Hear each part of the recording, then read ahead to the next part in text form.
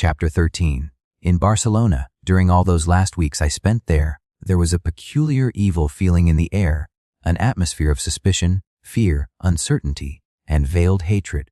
The May fighting had left ineradicable after effects behind it. With the fall of the Caballero government, the communists had come definitely into power. The charge of internal order had been handed over to communist ministers, and no one doubted that they would smash their political rivals. As soon as they got a quarter of a chance, nothing was happening as yet. I myself had not even any mental picture of what was going to happen. And yet there was a perpetual vague sense of danger, a consciousness of some evil thing that was impending. However little you were actually conspiring, the atmosphere forced you to feel like a conspirator. You seemed to spend all your time holding whispered conversations in corners of cafes and wondering whether that person at the next table was a police spy. Sinister rumors of all kinds were flying round, thanks to the press censorship. One was that the Negrin Prieto government was planning to compromise the war. At the time I was inclined to believe this, for the fascists were closing in on Bilbao, and the government was visibly doing nothing to save it. Basque flags were displayed all over the town. Girls rattled collecting boxes in the cafes, and there were the usual broadcasts about heroic defenders, but the Basques were getting no real assistance. It was tempting to believe that the government was playing a double game. Later events have proved that I was quite wrong here, but it seems probable that Bilbao could have been saved if a little more energy had been shown.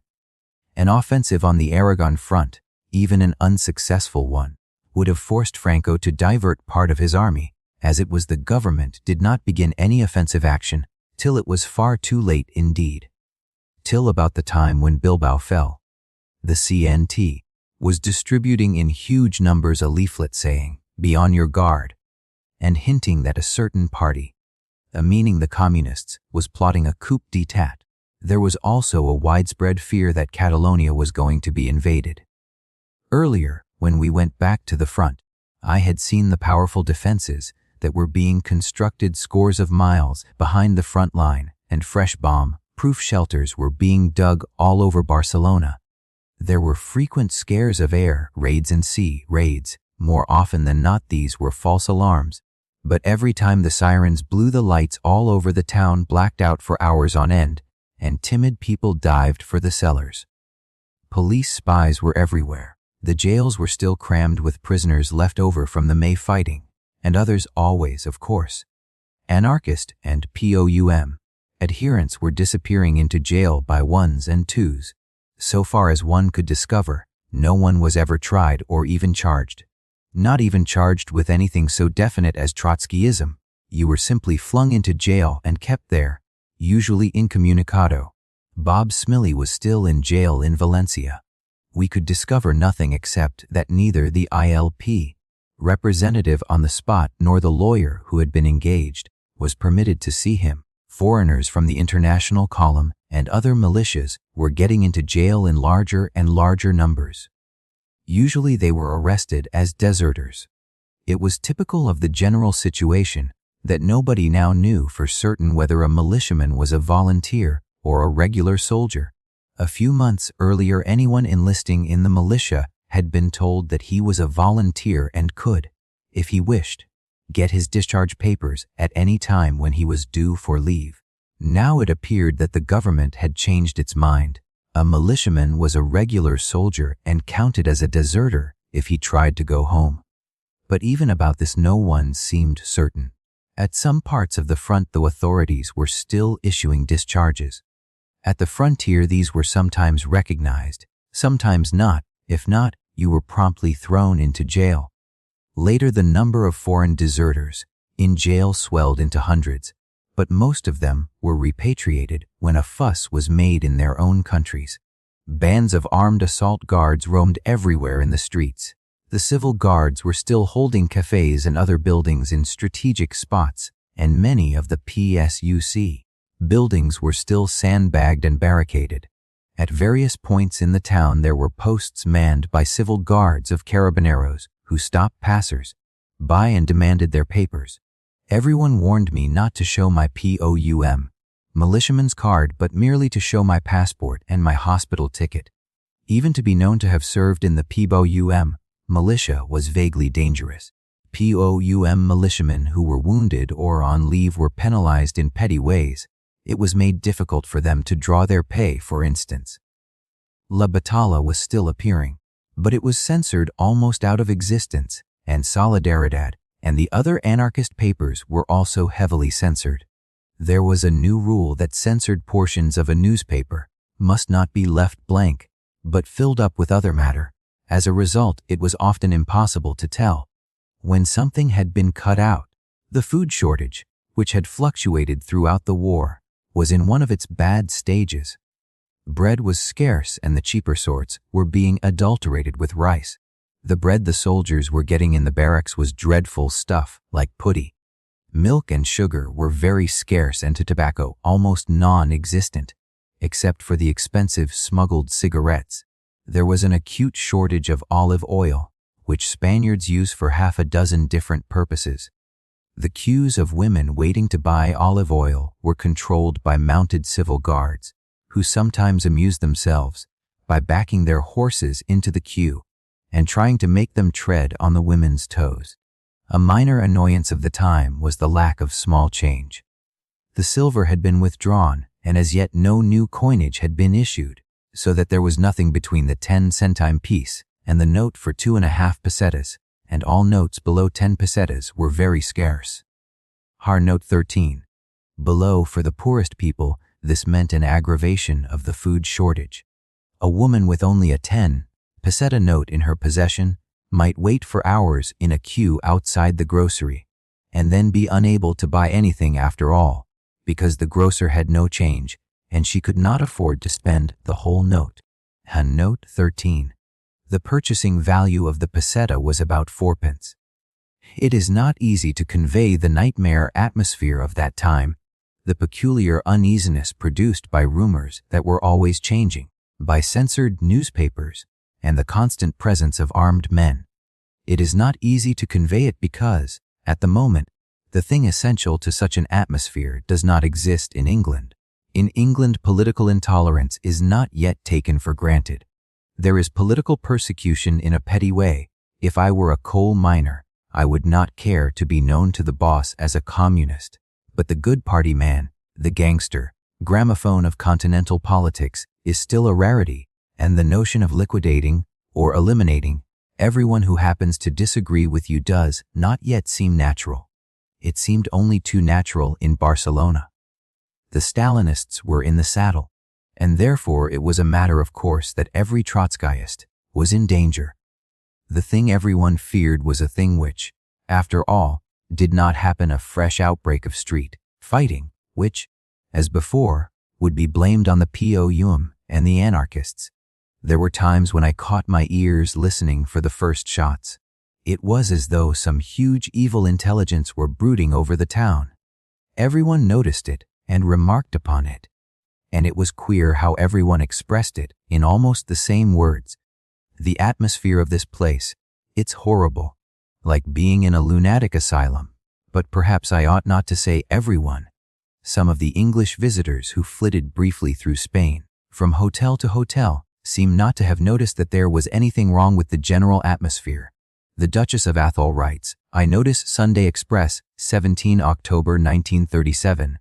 I was in Valencia, Madrid, and Barcelona. The perfect order prevailed in all three towns without any display of force. All the hotels in which I stayed were not only normal and decent, but extremely comfortable, in spite of the shortage of butter and coffee.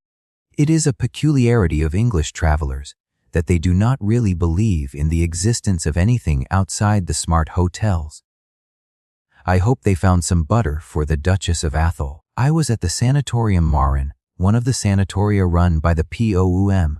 It was in the suburbs near Tibidabo, the queer, shaped mountain that rises abruptly behind Barcelona and is traditionally supposed to have been the hill from which Satan showed Jesus the countries of the earth. Hence its name. The house had previously belonged to some wealthy bourgeois and had been seized at the time of the Revolution. Most of the men there had either been invalided out of the line or had some wound that had permanently disabled them, amputated limbs, and so forth. There were several other Englishmen there, Williams, with a damaged leg, and Stafford Cotman, a boy of 18, who had been sent back from the trenches with suspected tuberculosis, and Arthur Clinton, whose smashed left arm was still strapped on to one of those huge wire contraptions, nicknamed aeroplanes, which the Spanish hospitals were using.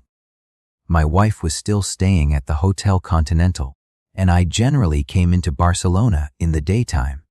In the morning, I used to attend the General Hospital for electrical treatment of my arm. It was a queer business, a series of prickly electric shocks that made the various sets of muscles jerk up and down.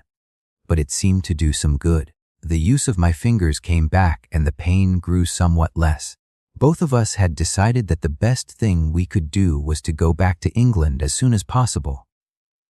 I was extremely weak. My voice was gone, seemingly for good, and the doctors told me that at best it would be several months before I was fit to fight. I had got to start earning some money sooner or later, and there did not seem much sense in staying in Spain and eating food that was needed for other people. But my motives were mainly selfish. I had an overwhelming desire to get away from it all, away from the horrible atmosphere of political suspicion and hatred, from streets thronged by armed men, from air raids, trenches, machine guns, screaming trams, milkless tea, oil cookery, and shortage of cigarettes, from almost everything that I had learnt to associate with Spain. The doctors at the General Hospital had certified me medically unfit, but to get my discharge I had to see a medical board at one of the hospitals near the front and then go to Sietamo to get my papers stamped at the POUM, militia headquarters. Cop had just come back from the front, full of jubilation. He had just been in action and said that Huesca was going to be taken at last. The government had brought troops from the Madrid front and were concentrating 30,000 men, with aeroplanes in huge numbers. The Italians I had seen going up the line from Tarragona had attacked on the Jaca road, but had had heavy casualties and lost 2 tanks. However, the town was bound to fall, Cop said. Alas, it didn't. The attack was a frightful mess, up and led to nothing except an orgy of lying in the newspapers. Meanwhile, Cop had to go down to Valencia for an interview at the Ministry of War. He had a letter from General Poses, now commanding the Army of the East, the usual letter, describing Cop as a person of all confidence and recommending him for a special appointment in the engineering section. Cop had been an engineer in civil life. He left for Valencia the same day as I left for Sietamo, 15 June. It was 5 days before I got back to Barcelona. A lorry load of us reached Sietamo about midnight, and as soon as we got to the POUM headquarters they lined us up and began handing out rifles and cartridges, before even taking our names. It seemed that the attack was beginning, and they were likely to call for reserves at any moment. I had my hospital ticket in my pocket, but I could not very well refuse to go with the others. I kept down on the ground with a cartridge box for a pillow, in a mood of deep dismay. Being wounded had spoiled my nerve for the time being. I believe this usually happens, and the prospect of being under fire frightened me horribly. However, there was a bit of manana, as usual. We were not called out after all, and next morning I produced my hospital ticket and went in search of my discharge. It meant a series of confused, tiresome journeys. As usual, they bandied one to and fro from hospital to hospital, Sietamo, Barbastro, Monzon, then back to Sietamo to get my discharge stamped, then down the line again via Barbastro and Lerida, and the convergence of troops on Huesca had monopolized all the transport and disorganized everything. I remember sleeping in queer places, once in a hospital bed, but once in a ditch, once on a very narrow bench, which I fell off in the middle of the night, and once in a sort of municipal lodging house in Barbastro. As soon as you got away from the railroad, there was no way of traveling except by jumping chance lorries. You had to wait by the roadside for hours, sometimes 3 or 4 hours at a stretch, with knots of disconsolate peasants who carried bundles full of ducks and rabbits, waving to lorry after lorry. When finally you struck a lorry that was not chock full of men, loaves of bread, or ammunition, boxes the bumping over the vile roads wallowed you to pulp. No horse has ever thrown me so high as those lorries used to throw me. The only way of traveling was to crowd all together and cling to one another. To my humiliation, I found that I was still too weak to climb on to a lorry without being helped. I slept a night at Monzon Hospital, where I went to see my medical board. In the next bed to me there was an assault guard, wounded over the left eye. He was friendly and gave me cigarettes. I said, "In Barcelona, we should have been shooting one another," and we laughed over this. It was queer how the general spirit seemed to change when you got anywhere near the front line. All or nearly all of the vicious hatred of the political parties evaporated. During all the time I was at the front, I never once remember any PSUC adherent showing me hostility because I was POUM.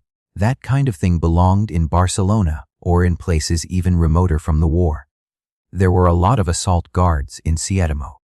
They had been sent on from Barcelona to take part in the attack on Huesca. The assault guards were a corps not intended primarily for the front, and many of them had not been under fire before. Down in Barcelona, they were lords of the street, but up here they were quintos sever rookies, and palled up with militia children of 15 who had been in the line for months. At Monzon Hospital, the doctor did the usual tongue, pulling and mirror, thrusting business, assured me in the same cheerful manner as the others that I should never have a voice again, and signed my certificate. While I waited to be examined, there was going on inside the surgery some dreadful operation without anesthetics. Why without anesthetics I do not know. It went on, scream after scream, and when I went in there were chairs flung about, and on the floor were pools of blood and urine. The details of that final journey stand out in my mind with strange clarity. I was in a different mood, a more observing mood, than I had been in for months past. I had got my discharge, stamped with the seal of the 29th Division, and the doctor's certificate in which I was declared useless. I was free to go back to England. Consequently, I felt able, almost for the first time, to look at Spain. I had a day to put into Barbastro, for there was only one train a day. Previously, I had seen Barbastro in brief glimpses, and it had seemed to me simply a part of the war-gray, muddy, cold place, full of roaring lorries and shabby troops. It seemed queerly different now. Wandering through it, I became aware of pleasant tortuous streets, old stone bridges, wine shops with great osier barrels as tall as a man, and intriguing semi-subterranean shops where men were making cartwheels, daggers, wooden spoons, and goatskin water bottles. I watched a man making a skin bottle and discovered with great interest what I had never known before, that they are made with the fur inside, and the fur is not removed, so that you are really drinking distilled goat's hair. I had drunk out of them for months without knowing this. And at the back of the town there was a shallow jade, green river, and rising out of it a perpendicular cliff of rock, with houses built into the rock, so that from your bedroom window you could spit straight into the water 100 feet below. Innumerable doves lived in the holes in the cliff. And in Lerida there were old, crumbling buildings upon whose cornices thousands upon thousands of swallows had built their nests, so that at a little distance the crusted pattern of nests was like some florid molding of the Rococo period. It was queer how for nearly 6 months past I had had no eyes for such things. With my discharge papers in my pocket, I felt like a human being again, and also a little like a tourist. For almost the first time I felt that I was really in Spain, in a country that I had longed all my life to visit. In the quiet back streets of Lerida and Barbastro, I seemed to catch a momentary glimpse, a sort of far-off rumor of the Spain that dwells in everyone's imagination. White sierras, Gothards, dungeons of the Inquisition, Moorish palaces, black winding trains of mules, gray olive trees and groves of lemons, girls in black mantillas, the wines of Malaga and Alicante, cathedrals, cardinals, bullfights, gypsies, serenades, in short, Spain. Of all Europe, it was the country that had had most hold upon my imagination. It seemed a pity that when at last I had managed to come here, I had seen only this north-eastern corner, in the middle of a confused war and for the most part in winter. It was late when I got back to Barcelona, and there were no taxis. It was no use trying to get to the sanatorium Marin, which was right outside the town, so I made for the Hotel Continental, stopping for dinner on the way. I remember the conversation I had with a very fatherly waiter about the oak jugs, bound with copper, in which they served the wine. I said I would like to buy a set of them to take back to England. The waiter was sympathetic. Eyes, beautiful, were they not, but impossible to buy nowadays. Nobody was manufacturing them any longer. Nobody was manufacturing anything. This war, such a pity! We agreed that the war was a pity. Once again I felt like a tourist. The waiter asked me gently, had I liked Spain, would I come back to Spain? Oh yes, I should come back to Spain. The peaceful quality of this conversation sticks in my memory because of what happened immediately afterwards. When I got to the hotel, my wife was sitting in the lounge. She got up and came towards me in what struck me as a very unconcerned manner. Then she put an arm round my neck and, with a sweet smile for the benefit of the other people in the lounge, hissed in my ear, "Get out!" What? Get out of here at once! What? Don't keep standing here! You must get outside quickly! What? Why? What do you mean? She had me by the arm and was already leading me towards the stairs. Halfway down we met a Frenchman. I am not going to give his name, for though he had no connection with the POUM, he was a good friend to us all during the trouble. He looked at me with a concerned face. "Listen, you mustn't come in here. Get out quickly and hide yourself before they ring up the police." And behold, at the bottom of the stairs one of the hotel staff, who was a POUM, members unknown to the management, I fancy, slipped furtively out of the lift and told me in broken English to get out. Even now I did not grasp what had happened. "What the devil is all this about?" I said, as soon as we were on the pavement. "Haven't you heard?" "No." "Heard what?" "I've heard nothing. The POUM's been suppressed. They've seized all the buildings. Practically everyone's in prison, and they say they're shooting people already. So that was it. We had to have somewhere to talk. All the big cafes on the Ramblas were thronged with police, but we found a quiet cafe in a side street. My wife explained to me what had happened while I was away. On the 15th June the police had suddenly arrested Andres Nin in his office, and the same evening had raided the Hotel Falcon and arrested all the people in it, mostly militiamen on leave. The place was converted immediately into a prison, and in a very little while it was filled to the brim with prisoners of all kinds. Next day the POUM was declared an illegal organization, and all its offices, book stalls, sanatoria, red aid centers, and so forth were seized. Meanwhile the police were arresting everyone they could lay hands on who was known to have any connection with the POUM. Within a day or two all, or almost all of the 40 members of the executive committee were in prison. Possibly one or two had escaped into hiding, but the police were adopting the trick, second, extensively used on both sides in this war, of seizing a man's wife as a hostage if he disappeared. There was no way of discovering how many people had been arrested. My wife had heard that it was about 400 in Barcelona alone. I have since thought that even at that time the numbers must have been greater. And the most fantastic people had been arrested. In some cases the police had even gone to the length of dragging wounded militiamen out of the hospitals. It was all profoundly dismaying. What the devil was it all about? I could understand their suppressing the POUM, but what were they arresting people for? For nothing, so far as one could discover. Apparently the suppression of the POUM had a retrospective effect. The POUM was now illegal, and therefore one was breaking the law by having previously belonged to it. As usual, none of the arrested people had been charged. Meanwhile, however, the Valencia communist papers were naming with the story of a huge fascist plot, radio communication with the enemy, documents signed in invisible ink, etc., etc. I have dealt with this story earlier.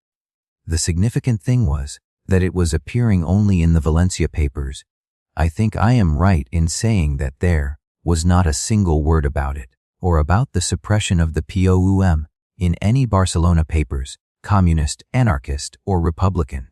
We first learned the precise nature of the charges against the POUM, leaders not from any Spanish paper, but from the English papers that reached Barcelona a day or two later. What we could not know at this time was that the government was not responsible for the charge of treachery and espionage, and that members of the government were later to repudiate it.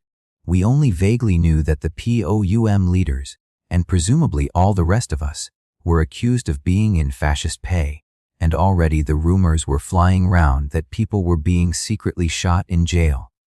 There was a lot of exaggeration about this, but it certainly happened in some cases, and there is not much doubt that it happened in the case of Nin. After his arrest, Nin was transferred to Valencia and thence to Madrid, and as early as 21 June the rumor reached Barcelona that he had been shot. Later the rumor took a more definite shape.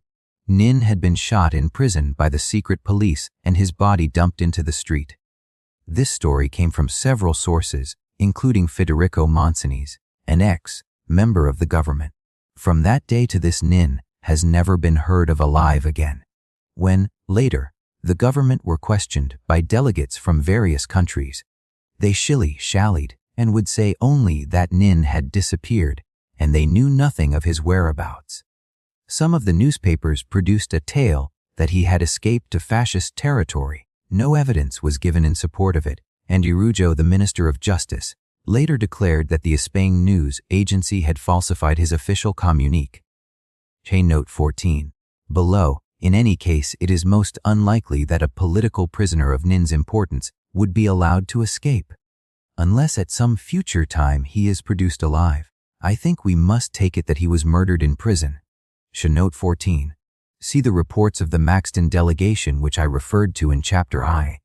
The tale of arrests went on, extending over months, until the number of political prisoners, not counting fascists, swelled into thousands. One noticeable thing was the autonomy of the lower ranks of the police. Many of the arrests were admittedly illegal, and various people whose release had been ordered by the chief of police were arrested at the jail gate and carried off to secret prisons. A typical case is that of Kurt Landau and his wife. They were arrested about 17 June, and Landau immediately disappeared. 5 months later his wife was still in jail, untried and without news of her husband. She declared a hunger strike, after which the Minister of Justice sent word to assure her that her husband was dead. Shortly afterwards she was released, to be almost immediately re-arrested and flung into prison again, and it was noticeable that the police, at any rate at first, seemed completely indifferent as to any effect their actions might have upon the war. They were quite ready to arrest military officers in important posts without getting permission beforehand. About the end of June, Jose Rovira, the general commanding the 29th Division, was arrested somewhere near the front line by a party of police who had been sent from Barcelona. His men sent a delegation to protest at the Ministry of War. It was found that neither the Ministry of War nor Ortega, the chief of police, had even been informed of Rovira's arrest. In the whole business, the detail that most sticks in my throat, though perhaps it is not of great importance, is that all news of what was happening was kept from the troops at the front. As you will have seen, neither I nor anyone else at the front had heard anything about the suppression of the POUM. All the POUM, militia headquarters, Red Aid centers, and so forth were functioning as usual, and as late as 20 June, and as far down the line as Lerida, only about 100 miles from Barcelona, no one had heard what was happening. All word of it was kept out of the Barcelona papers. The Valencia papers, which were running the spy stories, did not reach the Aragon front, and no doubt one reason for arresting all the POUM militiamen on leave in Barcelona was to prevent them from getting back to the front with the news. The draft with which I had gone up the line on the 15 June must have been about the last to go. I am still puzzled to know how the thing was kept secret, for the supply lorries and so forth were still passing to and fro. But there is no doubt that it was kept secret, and, as I have since learned from a number of others, the men in the front line heard nothing till several days later. The motive for all this is clear enough. The attack on Hisca was beginning. The POUM militia was still a separate unit, and it was probably feared that if the men knew what was happening, they would refuse to fight. Actually, nothing of the kind happened when the news arrived. In the intervening days, there must have been numbers of men who were killed without ever learning that the newspapers in the rear were calling them fascists. This kind of thing is a little difficult to forgive. I know it was the usual policy to keep bad news from the troops, and perhaps as a rule that is justified. But it is a different matter to send men into battle, and not even tell them that behind their backs their party is being suppressed, their leaders accused of treachery, and their friends and relatives thrown into prison. My wife began telling me what had happened to our various friends. Some of the English and other foreigners had got across the frontier. Williams and Stafford Cotman had not been arrested when the Sanatorium Marin was raided and were in hiding somewhere.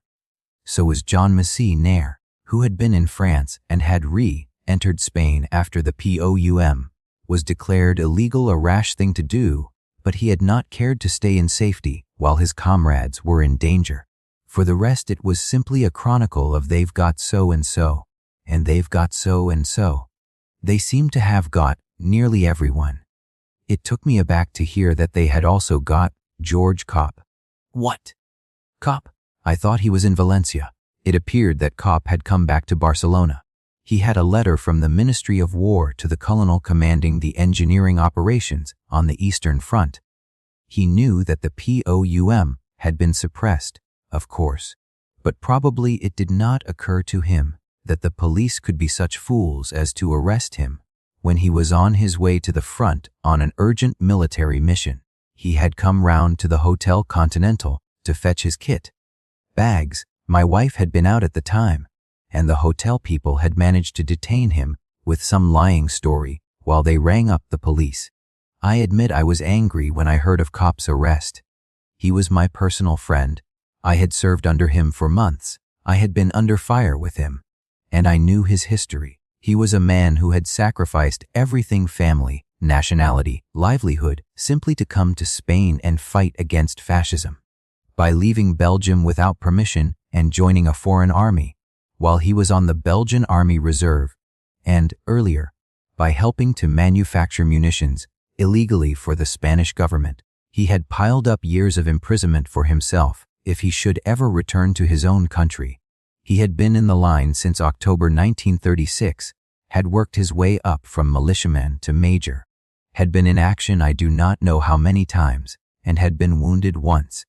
During the May trouble, as I had seen for myself, he had prevented fighting locally and probably saved 10 or 20 lives, and all they could do in return was to fling him into jail. It is waste of time to be angry, but the stupid malignity of this kind of thing does try one's patience. Meanwhile, they had not got my wife. Although she had remained at the Continental, the police had made no move to arrest her. It was fairly obvious that she was being used as a decoy duck. A couple of nights earlier, however, in the small hours of the morning, 6 of the plain clothes police had invaded our room at the hotel and searched it. They had seized every scrap of paper we possessed, except, fortunately, our passports and check-book. They had taken my diaries, all our books, all the press, cuttings that had been piling up for months past. I have often wondered what use those press cuttings were to them, all my war souvenirs, and all our letters. Incidentally, they took away a number of letters I had received from readers. Some of them had not been answered, and of course I have not the addresses. If anyone who wrote to me about my last book and did not get an answer happens to read these lines, will he please accept this as an apology? I learned afterwards that the police had also seized various belongings that I had left at the Sanatorium Mon. They even carried off a bundle of my dirty linen. Perhaps they thought it had messages written on it in invisible ink. It was obvious that it would be safer for my wife to stay at the hotel at any rate for the time being. If she tried to disappear, they would be after her immediately. As for myself, I should have to go straight into hiding.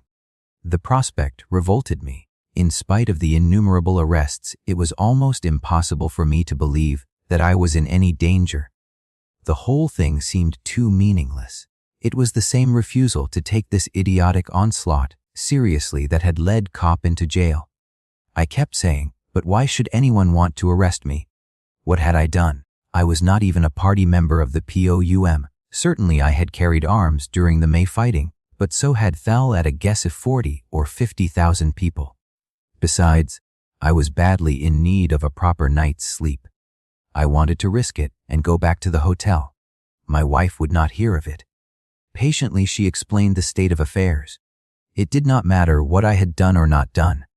This was not a round-up of criminals. It was merely a reign of terror. I was not guilty of any definite act, but I was guilty of Trotskyism. The fact that I had served in the POUM. Militia was quite enough to get me into prison. It was no use hanging on to the English notion that you are safe so long as you keep the law. Practically, the law was what the police chose to make it. The only thing to do was to lie low and conceal the fact that I had anything to do with the POUM. We went through the papers in my pockets. My wife made me tear up my militiaman's card, which had POUM on it in big letters, also a photo of a group of militiamen with a POUM flag in the background. That was the kind of thing that got you arrested nowadays. I had to keep my discharge papers, however. Even these were a danger, for they bore the seal of the 29th Division, and the police would probably know that the 29th Division was the POUM, but without them I could be arrested as a deserter. The thing we had got to think of now was getting out of Spain. There was no sense in staying here with the certainty of imprisonment sooner or later. As a matter of fact, both of us would greatly have liked to stay, just to see what happened. But I foresaw that Spanish prisons would be lousy places. Actually, they were a lot worse than I imagined it. Once in prison, you never knew when you would get out. And I was in wretched health, apart from the pain in my arm. We arranged to meet next day at the British consulate, where Cotman and McNair were also coming. It would probably take a couple of days to get our passports in order. Before leaving Spain, you had to have your passport stamped in 3 separate places too, by the chief of police, by the French consul, and by the Catalan immigration authorities. The chief of police was the danger, of course. But perhaps the British consul could fix things up without letting it be known that we had anything to do with the POUM. Obviously, there must be a list of foreign Trotskyist suspects, and very likely our names were on it. But with luck, we might get to the frontier before the list. There was sure to be a lot of muddle and manana. Fortunately, this was Spain and not Germany. The Spanish secret police had some of the spirit of the Gestapo, but not much of its competence, so we parted. My wife went back to the hotel, and I wandered off into the darkness to find somewhere to sleep. I remember feeling sulky and bored. I had so wanted a night in bed. There was nowhere I could go, no house where I could take refuge. The POUM had practically no underground organization. No doubt the leaders had always realized that the party was likely to be suppressed, but they had never expected a wholesale witch hunt of this description. They had expected it so little, indeed, that they were actually continuing the alterations to the POUM buildings. Among other things, they were constructing a cinema in the executive building, which had previously been a bank up to the very day when the POUM was suppressed. Consequently, the rendezvous and hiding places which every revolutionary party ought to possess as a matter of course did not exist. Goodness knows how many people whose homes had been raided by the police, were sleeping in the streets that night. I had had 5 days of tiresome journeys, sleeping in impossible places. My arm was hurting damnably, and now these fools were chasing me to and fro, and I had got to sleep on the ground again. That was about as far as my thoughts went. I did not make any of the correct political reflections. I never do when things are happening. It seems to be always the case when I get mixed up in war or politics, I am conscious of nothing save physical discomfort and a deep desire for this damned nonsense to be over. Afterwards, I can see the significance of events, but while they are happening, I merely want to be out of them. An ignoble trait, perhaps. I walked a long way and fetched up somewhere near the general hospital. I wanted a place where I could lie down without some nosing policeman finding me and demanding my papers. I tried an raid shelter, but it was newly dug and dripping with damp. Then I came upon the ruins of a church that had been gutted and burnt in the Revolution. It was a mere shell, 4 roofless walls surrounding piles of rubble. In the half-darkness I poked about and found a kind of hollow where I could lie down. Lumps of broken masonry are not good to lie on, but fortunately it was a warm night and I managed to get several hours' sleep.